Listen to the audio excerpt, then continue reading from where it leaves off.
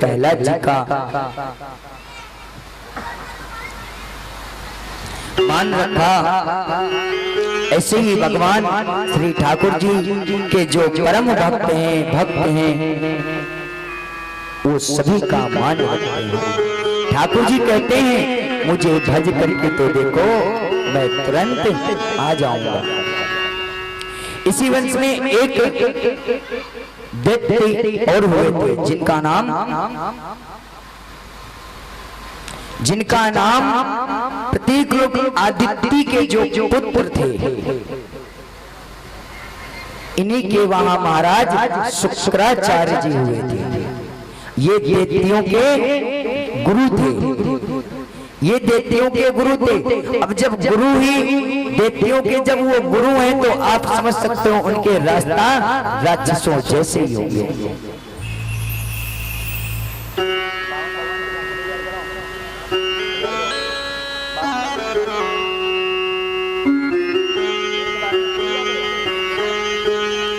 आज दैत्यों के जो गुरु थे शुक्राचार्य ने, उन्होंने प्रभु के चरणों में जो प्रसाद चढ़ता है उसको कभी पैरों के नीचे नहीं डालना चाहिए। और आज दुर्वासा ऋषि से यही हुआ। उनको एक प्रसादी माला मिली थी, उन्होंने जाकर के गज के अटक द्वार से डाल दिया था। गज ने उसको अपने पैरों से रौंद दिया था। इंद्र ने देखा, इंद्र के प्रभात द्वार से शुक्राचार्य ने और जो उनके शिष्य थे राजा बलि, उन्होंने पूरे ब्रह्मांड में अपना कब्जा कर लिया था। तीनों लोगों को उन्होंने अपने कब्जे में ले लिया था। अब सभी देवी देवता परेशान होने लगे।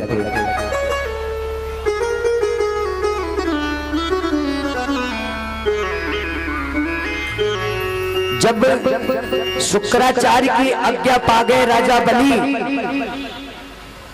बलि ने जब आज्ञा पा गए तो तीनों लोगों को अपने शरण में ले लिया। सभी देवी देवता परेशान होने लगे। जब सभी देवी देवता परेशान होने लगे तब उन्होंने कहा कि प्रभु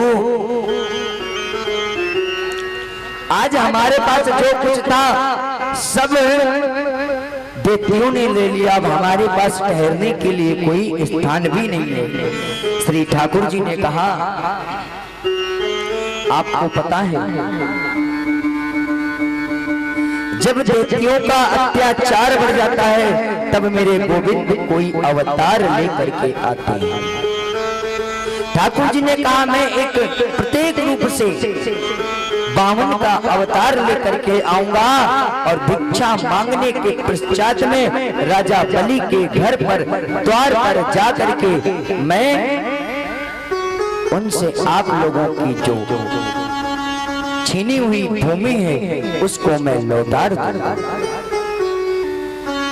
ठाकुर जी से कहने लगे, इधर सुखदेव जी कहते हैं राजन परीक्षित वासुकी नाग की रस्सी बनाई और मंद्रांचल पर्वत का राई और कह दिया तुम लोग जाकर के समुद्र मंथन करो और मैं बहुत जल्दी अवतार लेकर के आऊंगा।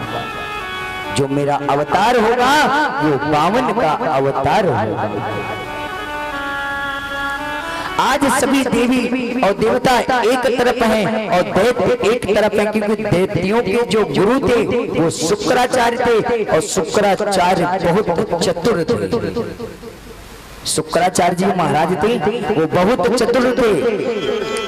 अब इधर जब समुद्र मंथन होने लगा तब सबसे पहले आदि उसमें से हलाहल निकला।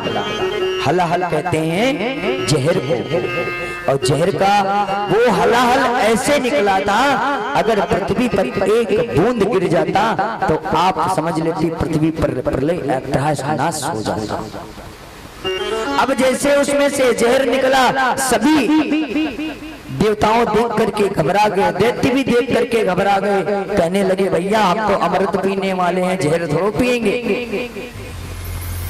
ठाकुर जी ने तुरंत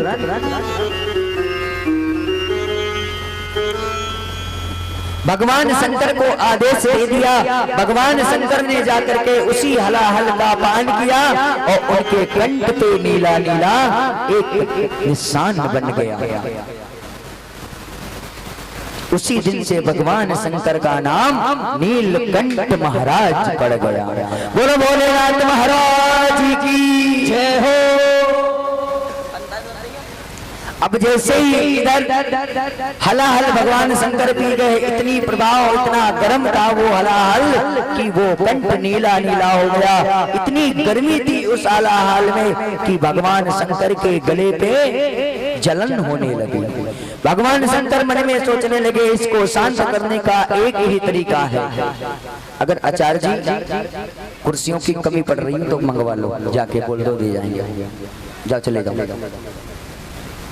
मैं घर पे चले जाओ, भैया के कुर्सी की कह देना वो भिजवा देंगे। आज इधर भगवान शंकर ने देखा कि मुझे अपने गले को ठंडक करने के लिए कुछ करना चाहिए। तुरंत ही इधर ठाकुर जी ने क्या करा, मनी मन में भगवान भोलेनाथ से सत्य रूप से बात करी और भगवान शंकर ने उसी सर्प को अपने गले में लपेट लिया, क्योंकि सांप ठंडा होता है।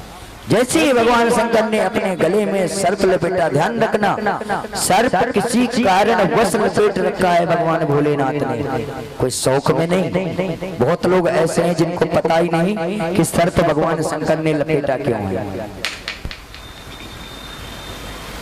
सब्र कर लो, टाइम हो रहा है। बोलो भारती बिहारी लाल की। आज इधर भगवान शंकर जी ने सर्प को लपेट लिया, उनके गले में ठंडक पहुंची। उसके बाद में आदि हीरे इत्यादि जौहरात सब कुछ उसमें से गौ निकली। बाद में निकला अमृत कलश। जैसे ही अमृत कलश निकला, कामधेनु गौ निकली। गौ तो देवताओं ने ले लिया।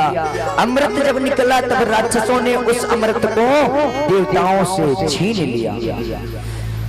अब कहने लगे, भगवान मन में सोचने लगे कि अब देवताओं के पास तो ना तो जमीन है, ना जगह है, ना रहने का स्थान है, और एक बचा था अमृत वो भी नहीं रह गया है। तो अब क्या करना चाहिए। आज ठाकुर जी ने मोहिनी का रूप बनाया और नन्हे नन्हे आज छनकारती हुई अपने पायलों को और चूड़ियों को दैत्यों के पास पहुंच गई। दैत्यों के पास जब पहुंची तो कहने लगी दैत्यों से कि ये जो अमृत कलश है, इसके ऊपर जो ये अमृत है ये तो पतला है, और इसको अगर तुम पान करोगे तो अमर नहीं होंगे, और अगर तुमने नीचे का जो जमा हुआ अमृत का पान करोगे तो उससे तुम अमर हो जाओगे।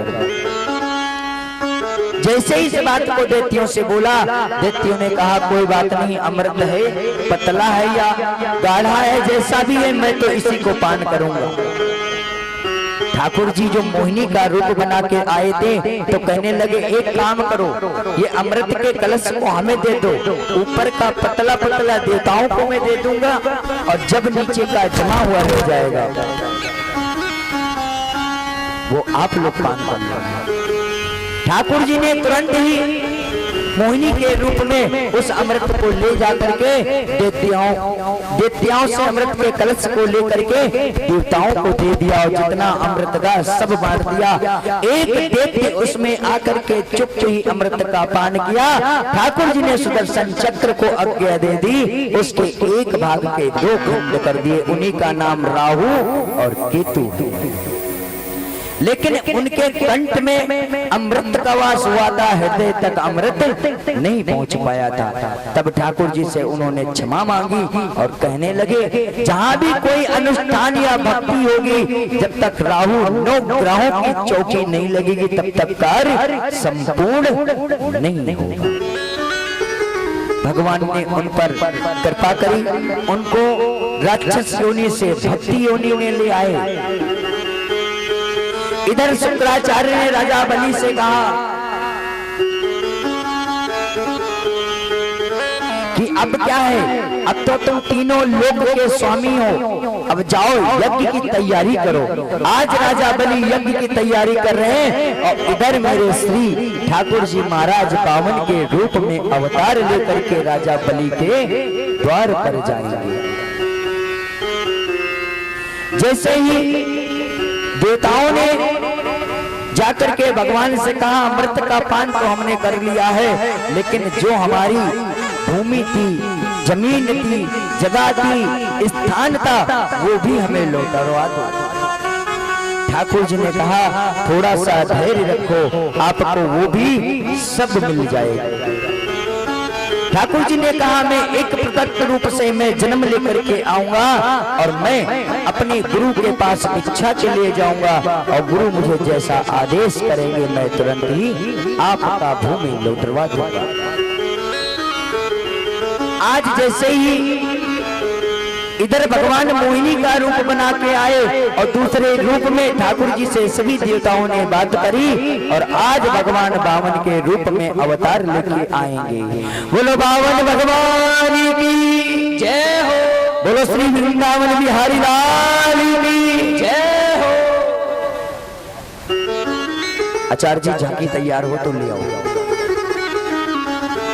आज इधर भगवान बावन अपने गुरु के पास गए और जैसे ही गुरु के पास जैसे पहुंचे, गुरु ने कहा कि अगर कुछ देना चाहते हो तो एक चीज दे देना, जो देवताओं से दैत्यों ने 3 पग भूमि छीन ली है वही प्रतीक राज से तीनों लोगों को लौटा दो। आज ठाकुर जी नन्हे नन्हे पैर हैं, हाथ में कमंडल है और सर के ऊपर छाता है और चल दी।